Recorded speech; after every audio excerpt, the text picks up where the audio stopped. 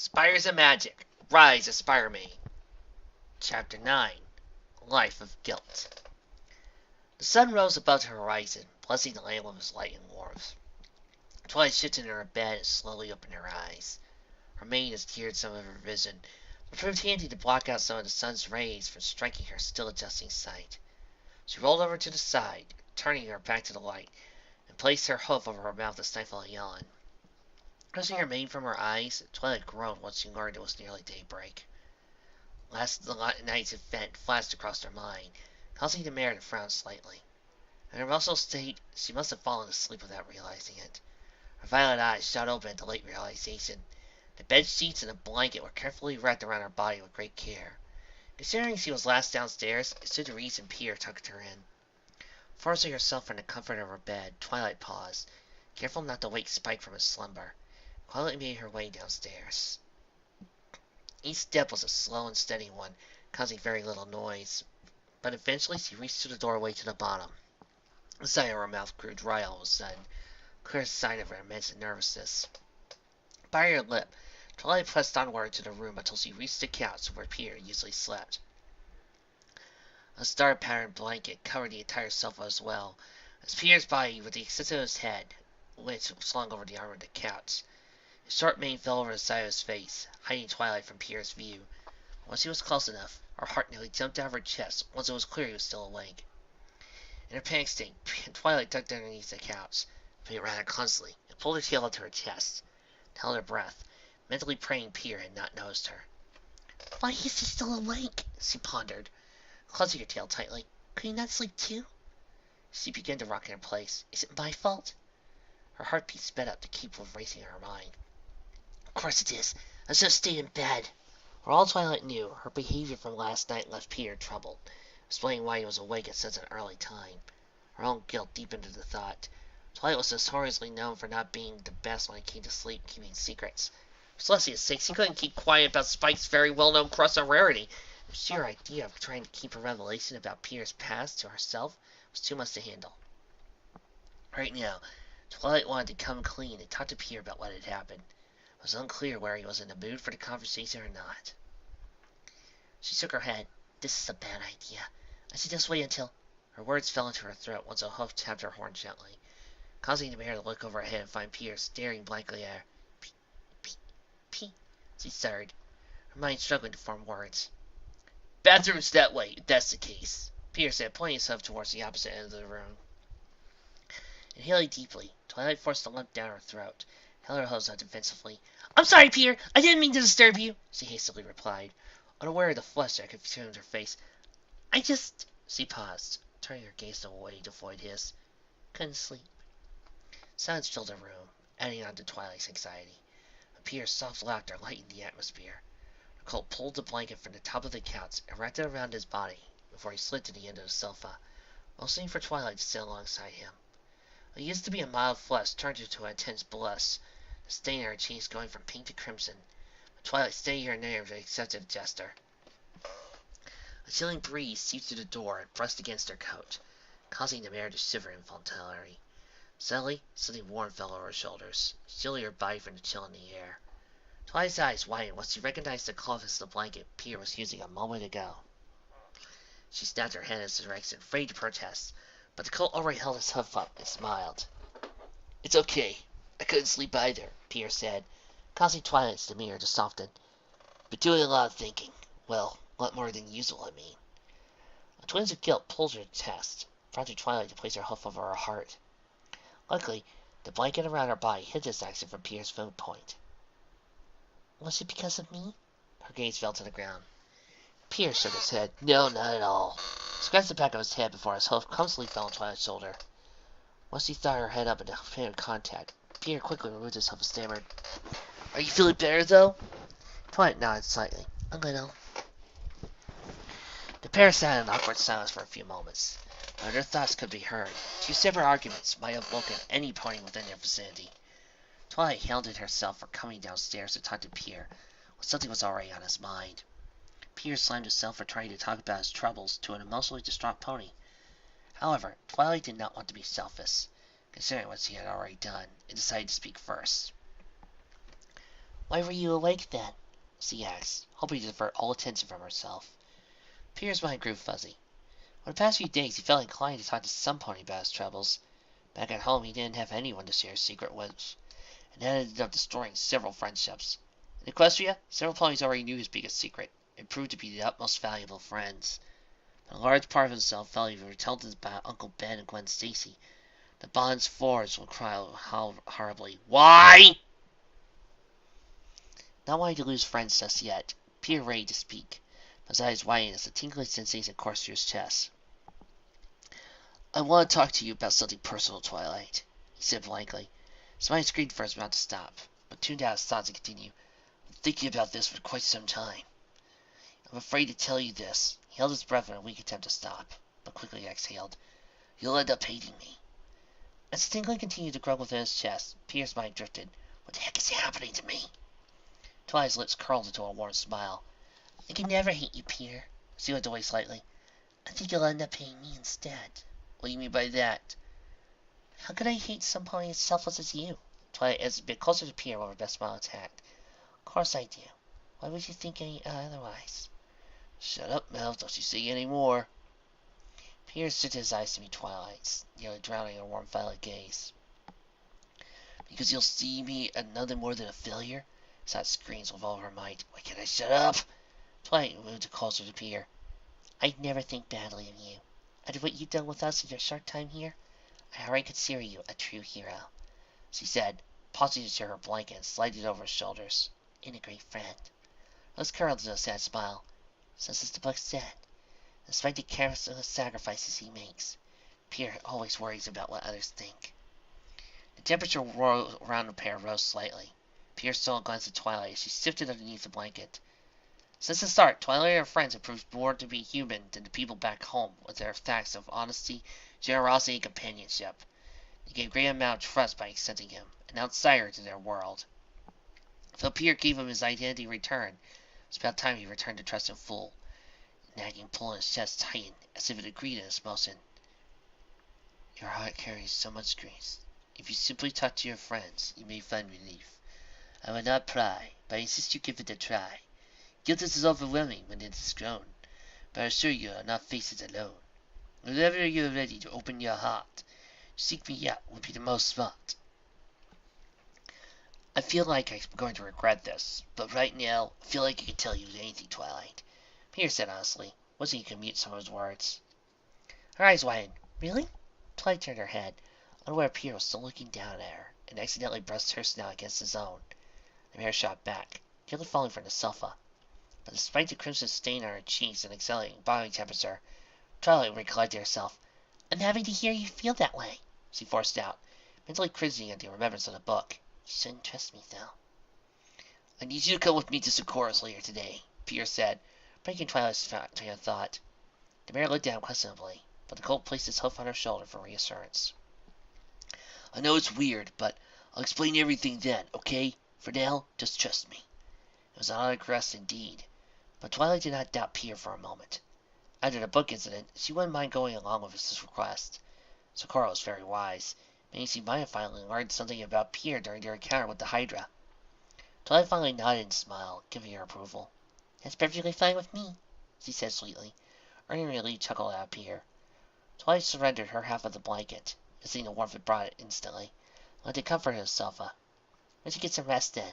"Hold on." Pierre's words were swift and stern, causing Twilight to stop in her tracks. A great hint of seriousness could be seen in his eyes. Twilight felt the strength in her muscles diminish the longer she stared into him. Beads of sweat ran down her forehead. Paranoia seeped in, and only worsened once Pierre hopped from the couch. "Does he know what I did? How could he possibly know about the book?" Twilight's eyes twisted involuntarily. "Could he have looked at it while I slept?" Her ear twisted along her eye. "He's going to hate you, Twilight. Loathe entirely. Guess what? You deserve it!" "Twilight!" Pierre called out from behind, unknowingly sailing Twilight into a further mental upheaval. She slowly turned her head, but instead of finding any reminiscent of an accusing glare, Twilight found a warm gaze meshed with a kind smile. "You listen to my problem. Is it fair that I listen to yours now?" "Oh, he doesn't know?" Twilight placed her hoof over her mouth, cleared her throat.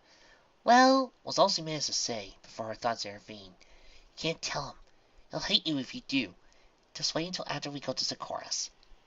I'm likely to forgive you when there's less on his mind. That way you won't be labeled a horrible pony by Pierre and Princess Celestia. The twisting spell moved to the side of her mouth, leaving the mare to carry an uncomfortably forced grin on her face. There's no need. Feeling much better. Her head tilted aside sharply. See? Pierre stepped backwards, brow furrowed. Maybe just see me, but it doesn't seem like you're okay. Oh, I'm great! More than great! It's not like I did anything that could make you hate me forever, right? What? Twilight slapped herself mentally, but it seemed her ears twisting were a physical form of that representation. Exactly! When she gets to sleep.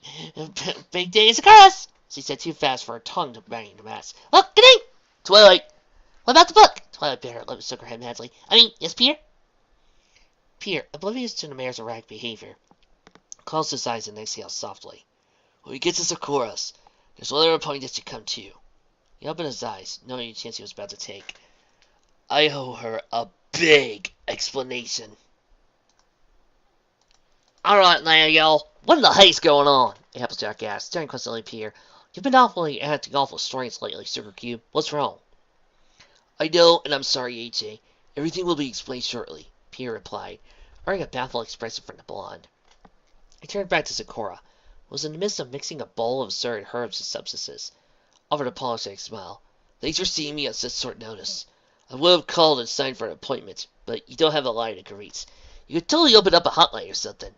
As he was done mixing, Sakura smiled back at the cult. It is my pleasure to see you again. I was worried you may have tried to resist your mental strain. To bring your friends is a sign of trust, and I'm happy you are willing to adjust. She slid her bowl over to Pierre. First you must ingest this. Back at my home, it's called an honest kiss. As if you knew I'd come back. Sure you're not in mind, Rear? Stared at the bowl intently. Madame Webb's counterpart. After a quick sniff of the mixer, Pierre ingested the contents, growing right after. Doesn't exactly taste like a salad. What's it supposed to do? Sakura closed her eyes, but before Pierre could ask a question, a hot wave coursed through his chest and rushed into his mind, sending Pierre into the depths of subconsciousness. However, in the physical world, he stood still as his eyes glazed a subtle shade of gray. Twilight rushed over, unsure what was transpiring. Sakura raised her hoof to both stop and silence the unicorn before she could speak. Do not fret. This was to be expected. If you are his friend, then his wish must be respected. Sakura lowered her hoof and made her way to Pierre until they were inches apart. His gray irises shifted, announcing the zebra's presence. Sakura nodded, gently placed her hoof on his shoulder. Peter, a lot has been on your mind. Tell me everything, if you would be so kind. Applejack inched closer to Twilight. His lower lip quivered in fear, gave the mare a firm, reassuring pat on the back. Pierre switched his eyes in the pair's direction, sending a wave of uncertainty through their hearts. When he paused when sadness filled his eyes, matched only by the grim frown on his face. I made new friends in my time here. Great friends. But I know if you found the truth about me, you may lose those new friends. My name is Peter Parker, he said somberly before he gazed up at the ceiling, and I am a horrible person. Look, I know Pierre feels really guilty about Uncle Ben's death, but right now I feel like this is pushing it. Light tune echoed inside her head. Pinky bounced from one spot to the next, spreading decorations across the room. Party fevers were scattered accordingly. Punch bowl was primed and ready, filled with the tastiest juice peas she could find. Record player was plugged in, ready to play an assortment of her favorite tunes and whatever sounded catchy. There were a couple of things missing, but she had time to prepare. Her innocent blue eyes widened once a realization came to mind. She slid underneath the table to the punch bowl rested on and retrieved a small box. Holding delicately not to damage the precious cargo inside, Pinky took a peek inside. A giggle escaped the mare. I just know Pierre will love this. She closed the box and continued to bounce around the room with renewed vigor. However, she accidentally stepped on a custom-made confetti gun, sending material around the party. However, her upbeat demeanor remained deterred, evident by the growing volume of giggling. He's long overdue for a Pinkie Pie welcome party. I'm looking and I'm praying. Please don't tell me we're about to go through another Uncle Ben death origin moment. My life is what any sane person would call complicated, but it isn't always like this. Oh God, you are. Actually, things were relatively simple. I was Bud Geek who lived at one of his aunt and uncle in Queens. Only thing out of my life were the days my girls and his bully, Flash Thompson, didn't give me a swirly and a wedgie before stuffing me ever so comfortably in a locker. I heard that things were normal. Until that day at the science exhibit. Folks, do you really want me to continue with this? We know the story! Alright, that was one of the great things about Spider-Man Homecoming. That's what I loved about it. We skipped over the Uncle Ben death. Yes, I know. Some people might try to accuse that this glosses over Uncle Ben's importance to the story. I would like to argue this is actually helping us get back right into the Spider-Man stuff because we already know Spidey's a story. We already know. Peter Parker, moron. Got his uncle's dead because of a stupid mistake he made. Spire, sometimes radioactivity, sometimes genetics physics, sometimes random other object. Bites, Spire powers. We know this story. We have been through this since 1963, people. But you want me to do this, don't you? Fine, let's see what further we're going through. The expo we went through had a whole room full of spires, some even genetically altered and enhanced. I separated from my class for a moment to take some decent pictures for the school's newspaper. I was too focused on that to notice that one of the spires escaped from his cage. With one bite, a incredibly mean one, mind you, he made his presence known, but I flicked him away, thinking it was a minor inconvenience. Boy, was I wrong. I woke up the next morning and couldn't believe my eyes. My vision was clear all of a sudden. It was perfect even. Didn't need my glasses anymore. That wasn't enough. One look at the mirror and I found my scrawny frame with an athletic one. So much stronger. I could scale walls with ease. Then there was an alarm in my head when it went off whenever danger was nearby. It was beyond weird, but I'd be lying if I said I didn't like the changes. Unfortunately, I was turning into something ugly in the process. I was always a wallflower with everyone. With these new powers, I had the ability to change that. It took some doing, but I became a showman to win contests and make cash. To make my act even better, creating my costume and web series to give the folks something to talk about. Spider-Man became a hit, but my head swelled with success. It came back to haunt me in the worst way. After one night, my promoter cheated me out of my usual pay. I was left fuming. Not too long afterward, he was robbed, but I didn't think it was my problem. The guy had it coming. The thief was on the run with a cop right behind him. If he had made it to the elevator, he would have gotten away clean, but I was the only one standing in his way. With my powers, I couldn't make mincemeat out of the guy.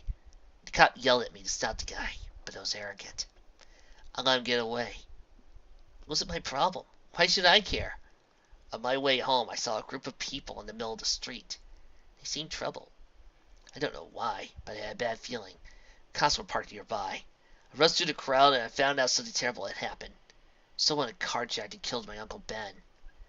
Ah, I see. So we're mixing a little bit of the movie, a little bit of the comic. I was angry, furious. I couldn't let this go unanswered. Luckily, I heard the house radio go off, explaining where the burglar was. I changed it to Spider-Man and quickly found him before the police could. But it was here I found out who he was. It was the burglar who killed my uncle. The same man! I didn't stop earlier that day. It was my fault. My uncle died because I didn't step in when I had the chance. I was a punk who needed a reality check. But I wish Uncle Ben didn't have to be the one to pay the price. I'll never forgive myself. The least I could do is honor Uncle Ben's memory. It's how I became who I am. With great power comes great responsibility. It wasn't easy. The college life was expensive, and I needed a way to maintain myself financially. As luck would have it, the Daily Bugle, city newspaper, wanted pictures of Spider-Man. I was just the guy to get close-ups no one else could. Fortunately, the guy in charge of the stand, J. Jonah Jameson, hated Spider-Man with a fiery passion.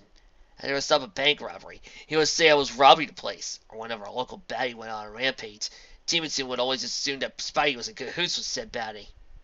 I don't know what was worse, Jameson telling the lies, or the city believing the lies. I couldn't quit the job. No one else would hire me. And money was becoming a problematic issue. It didn't really help Jameson was a jerk who rarely wanted to give me minimum wage, let alone a decent enough dose for Spider-Man, because he could see Peter Parker as Spider-Man's worst enemy. It didn't matter as long as I knew I was doing the right thing. That didn't mean it didn't suck, though. Finally, there was a positive. There was someone I met in college. Yeah, MJ. Betty Bryant! She was gorgeous, and noticed a wallflower like me. Her name was Gwen Stacy. Probably the cutest blonde I ever met back at home. You actually reminded me of her, Applejack. Jeez. With all these comparisons to Gwen Stacy, why isn't Applejack the one that gets shipped with Peter Parker in the story? The blonde hair, green eyes, upbeat attitude, sweet nature are things you and Sue share in common. The two of us started dating, and for the first time since Uncle Ben died, things started looking up again. But as my luck would have it, the good life came to a screeching halt. Gwen's father, Captain Stacy of the police unit, was killed in action. Spider-Man was playing for the whole scenario. I didn't kill him. I tried to save him, but the Bugle labeled me a murdering menace for my troubles. Now I had the entire police force shooting me on sight, Gwen hating Spider-Man for what happened to her father. I wanted to tell her the truth about my identity, but I couldn't stand the idea of what may have happened between us. Looking back, I wish I did, but it prevented what happened next. It was just a few months ago from now. My worst enemy, the Green Goblin, attacked. He kidnapped Gwen and took her over a bridge. It all happened so fast. I was so far away he didn't think Goblin was sadistic enough to throw a helpless woman from that height. But he did. Wasn't fast enough to dive after Gwen.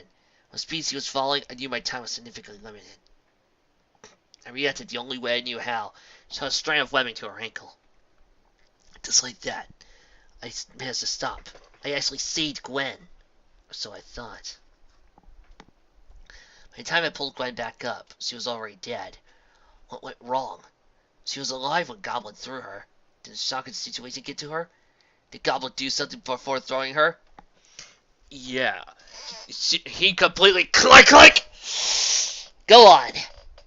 Mention a certain story involving a certain pregnancy and certain twins that I will gladly burn you for.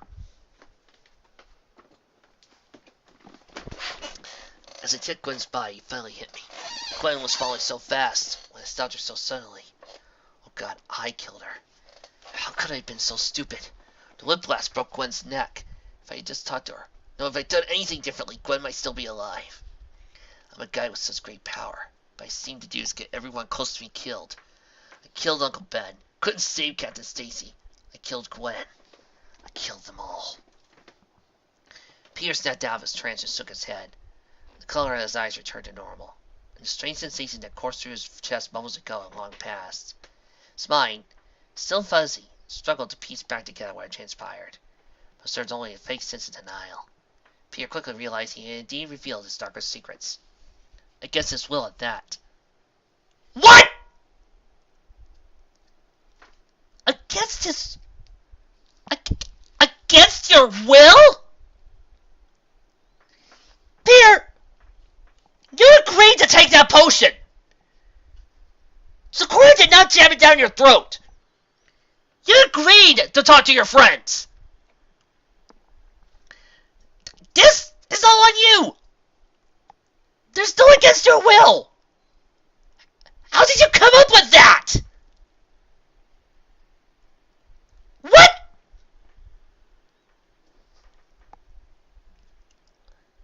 No. If anybody is doing anything against their will, it's me, as I had to go over the Uncle Ben death scene for the 1000th time in history! He turned right yellow at Sakura for what she had done, but his heart froze on the unsettling sight. The zebra stood with her eyes slammed shut, forcing back as many tears as were possible. Despite his building frustration, Peter couldn't bring himself to yell at the mare. He went for her to help, and though it wasn't quite what he was expecting, she indeed helped clear his mind, though it may have shattered whatever views Sakura had of him.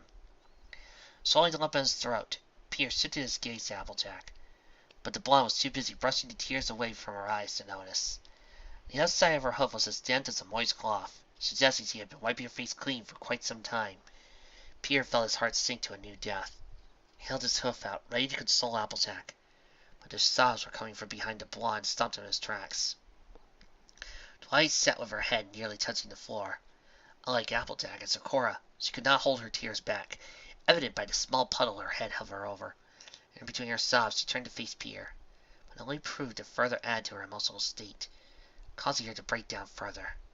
Applejack placed her hoof on Twilight's shoulder, offering soothing words to calm her friend down. Pierre sighed as he scratched the back of his head. "Sorry for not telling you sooner. I just didn't want you all to hate me," he said, forcing out a pitiful laugh. "But I couldn't blame you if you did." Sakura shook her head before a sad smile formed on her face. "We would not dare hate you, not in a million years. But your tale was phenomenally sad, and produced many tears." Pierre's eyes widened. "You don't hate me? I mean, after what happened to Uncle Ben?" "The price for wisdom is often high. It causes us to often ask why. There's no more to put yourself through, because your uncle would have been proud of the pony you've grown into. And besides, you just said it wasn't your fault and all you did was make a simple mistake," Sakura said firmly, unaware of the tears that rolled down her cheek. Her words, though simple, had an astronomical effect. The inside of Pierre's chest grew warm. The sense of dread that hovered over his mind seemed to lighten a bit. The doubts remained, clouding his judgment, but as he sensed it, Sakura wrapped her hose around Pierre's neck, bringing the cold into a warm embrace. "You will always be my friend, so nothing else matters in the end," she whispered to his ear, before ending the embrace. Pierre's lips steadily curled into a smile. Despite his failures, there was someone who still considered him a decent friend. Maybe Sakura was just more tolerant than most, but he still found relief in some form. He gave the zebra a simple yet friendly nod, showing his appreciation in a tiny way. However, there were still two others he had to confront. Pierre turned, knowing the worst was going to happen. He made his way over to Applejack. The blonde brushed her hoof over her eyes once more, this time succeeding in removing any evidence of tears. The pair stood in silence for a few moments, before Pierre's gaze fell to the floor. Even now, he couldn't bring himself to look at one so reminiscent to Gwen, constant reminder of one of his greatest failures. Applejack took a step forward, closing the gap between herself and Pierre. "Polly, is that why you ran off the other day?" He nodded. "Yeah, I'm sorry. It's hard to tell a friend that he reminds you of an ex. Let go of a dead one." Her expression grinned, causing him to cringe slightly. "Hard to say anything to something of a killer, huh?" The look in her emerald eyes started with great seriousness. "It wasn't your fault, but I... Stop!" Was that me or Applejack? Though the outburst was considerably loud, it was enough Pierre for him to fold and slam his eyes shut. Applejack fair lip, trying her best to keep her belly emotions in check. "I'm not going to have you sit here and beat yourself up. You're just one pony. You can't put the entire weight of the world on your shoulders." Her tears resurfaced, but she didn't care. Tears of rage, probably. Applejack placed her head against Pierre's shoulder. "As long as you're here with us, you'll have to let us carry that weight with you." "Applejack, of all the ponies in the world, you should not be the one saying that." Slowly, hesitantly, the blonde took a step back so her eyes could be in direct contact with Pierre's. "That was yesterday. This is today, Sugar Cube. As of today, you're with us, and we'll take care of you." She gave it a friendly wink. "I promise." Pierre stood bewildered and amazed. Sakura and Applejack did not show any hesitance in their voices. After everything he put up with at home, Pierre had a knack for only accepting the worst-case scenario. It was surreal how accepting these ponies were when he first fell into the world. But experienced that feeling again under new circumstances, the truth was easier to accept. "I thought every pony was super friendly in this world." Pierre's smile grew and withered as he placed himself on Applejack's shoulder. "Thanks, AJ," he softly said. Once the blonde returned to Chester with a smile of her own, a small realization struck Pierre. "It's not that. I was just looking to find the best ponies possible." A couple of tears managed to stray down the side of Applejack's cheek, causing him to groan outwardly. "No, not saying it." Pierre's smile remained intact for a few moments. Once he set his gaze, spying Twilight in her prone position, and dissipated instantly. Though it took time, Twilight managed to regain the control of her emotions, evident by her periodic sniffling. Pierre slowly made his way to the mare, trying ever so slightly as not to disturb the delicate balance around him, till he was just inches away. Placing his flank on the floor, Pierre decided not to force his hoof. He had been living with Twilight for the past week, and the fact that he kept such a secret from her probably explained her emotional state. His mind grimaced, imagining how much Twilight may hate him, or how she would kick him out of the house. After all, no pony would want a murderer at his home. "I am getting annoyed by this!" Twilight placed her host firmly against the ground, pressed herself back into the same position. Violet mane hung over the majority of her face, with the exception of her quivering mouth. Pierre brought his hoof up, ready to reach out to Twilight, but stopped himself, figuring he would not want any form of contact to be made. However, to Pierre's surprise, Twilight lunged forward, wrapping her hose around his neck and burying her soaked face into his chest. Pierre felt his coat absorbing Twilight's tears, but he dared not stop her, running his hoof through his friend's silky mane. "I'm sorry, Twilight. I should have told you first," he said, glancing out to say. "That's why I said I'm not the greatest hero. I'm a careless idiot who gets everyone killed." Pierre chuckled half-heartedly. "If you're going to kick me out, I wouldn't understand. It won't take me long to—" "I don't want you to," Twilight muffled in his chest. Twilight muddled herself away and pulled up at Pierre. Her cheeks were chained with tears. That cute pink strand of hair Pierre liked so much rested between Twilight's puffy eyes and white snout. She shook her head before she rose her hoof to brush away the tears that covered great portions of her face. Once she felt ready to speak, her eyes met Pierre's brown irises. She stammered, unsure why his gaze captivated her the way it did. "Me neither! I said I don't want you to leave." "After everything you heard, my uncle, my ex, you aren't going to be—" "No!" He paused to scratch the back of his head. "Uncomfortable with a guy or cult like me? I mean, I can find another place." "Shut up." "I don't want you to leave. I want you to stay, you twit!" she exclaimed, causing Pierre to jump back slightly. Her eyes grew wide as saucers as the light realizations of her own outburst. "It was okay for you to stay." Her face flushed. "Take my word for it, Plate," Applejack said, placing her hoof on Nicole's shoulder. "Once this one makes up her mind, there's no pulling out of it." She used her other hoof and brought Pierre's gaze to her emerald eyes. "Same goes for mine. Can't get rid of us that easily." It was something unheard of. No, this was something ripped out of a cartoon. Pierre shook his head inwardly, desperately trying to wrap his mind around the surreality of the situation. But Applejack pulled him to a second embrace, causing his mind to go fuzzy. Suddenly Twilight mirrored Applejack's actions and hugged Pierre on the other side of his body. Troubles that plagued his mind suddenly melted away, turning to something warmer.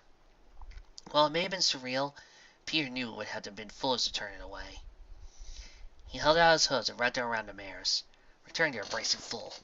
Sakura stepped out forward, chose not to join the group embrace, giving the trio a warm smile instead.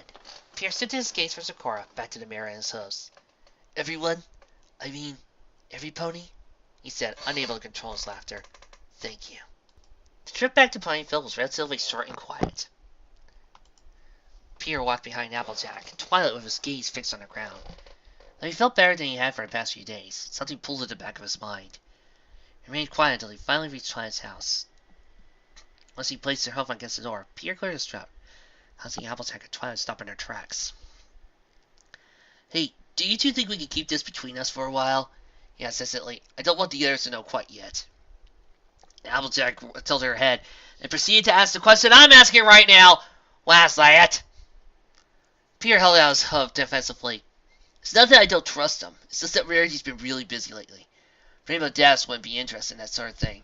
I don't want Pinkie Pie to learn about something that trouble, and I can't imagine myself causing Fluttershy to cry. Guess outside. I will tell him, just not now." "So it's a secret between the three of us?" "That's fine by me, partner." Applejack winced. The player stared and smiled before Pierre sent his gaze over to Twilight. Remained silent throughout the discussion. "Can you do that for me, Twilight?" No response was given. Twilight frowned in surprise. Pierre called out to her once more, knocking her out of her trance. Her eyes widened when she noticed the troubled look in Pierre's mind. Her mind quickly played back his previous words, only adding to her embarrassment. "I'm sorry. Yes, of course, Pierre," she stammered, bringing her hoof to hide her flushed fingers. Pierre walked over to the mare with a concerned look on his face. "Twilight, are you okay?" Still Pierre the truth. He's poured out his heart and soul. At least he could do is be upfront with him. Twilight forced out a sigh. "Pierre, her mind screamed. "He'll hate you. Can you really stand that?" It felt like her stomach was tying itself to a knot. She couldn't. Pierre had gone through so much already. Her feasting would do everything that was done to Sakura's right now. She just wanted Pierre to be happy for once in his life. "Wanted to tell you I hope you'll love Equestria," she said, resisting the urge to kick herself. Pierre stood silent for a moment, feeling Twilight's anxiety. But once he started laughing softly, he couldn't let out a sigh of relief. "Thanks, Twilight. Honestly, I really like it here, but—" Applejack pushed open the door, merely to step out of the sun. So I guess he did. Pinkie Pie leapt from inside the house and landed amidst the trio. Twilight laughed loudly, stumbling back, but Pierre, though surprised, Still wondered with wherewithal to hold his hose out and cast the unicorn. Welcome to Ponyville, Peter. I know it's late and I've been super busy, but I wanted to throw you a welcome party. A what? Peter said, slight on the intrusion. He peeked inside. Sight caught his saw to fall slow. Several ponies sat inside with Rainbow Dash, Verity, and Fluttershy amongst them. Every pony gestured away, cheered for the cold in the door. Peter glanced down twice, smiled wildly. I really like Ponyville, Twilight, but I'm really loving the place right about now.